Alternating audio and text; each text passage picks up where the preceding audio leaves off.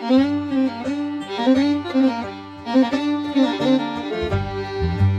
today we're going to look at a super simple tool that I think is a must-have for anybody that's an amateur gunsmith or likes to change out sights and triggers and stuff like that on your firearms and you don't have a full setup, and that is the Wheeler Engineering Universal Bench Block. And these things are really awesome.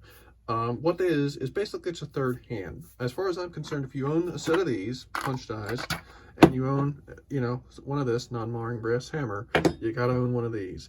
I've used this thing over the couple of years I've owned it. I've used it in more stupid little things that I've been working on than I can even begin to remember.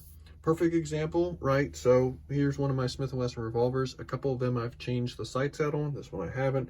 But it's perfect because you can rest the gun in like this, right on this non-marring surface, and it's got holes right there that when you line it up, you can knock out the roll pin to the front sight without having to worry about the gun moving and without having to worry about whatever the gun is setting on marring the finish, right?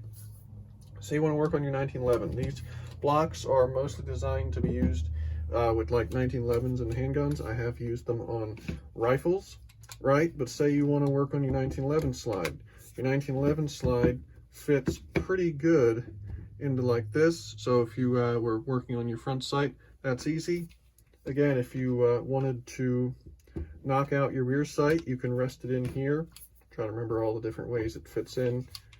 There we go, right? So it sets in like this. So again, you have something to rest the gun on and you don't have to worry about marring the gun. And again, it would fit in here easier if I took the gun apart, which is what you would do if you wanted to change the sight.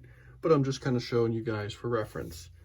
Like I said, especially with knocking out roll pins when you're worried about finish wear, this is perfect. I've also used this. This is great, again, for revolvers like Smith & Wesson when you want to take out the pins or the screws holding on the side plate. Again, perfect example.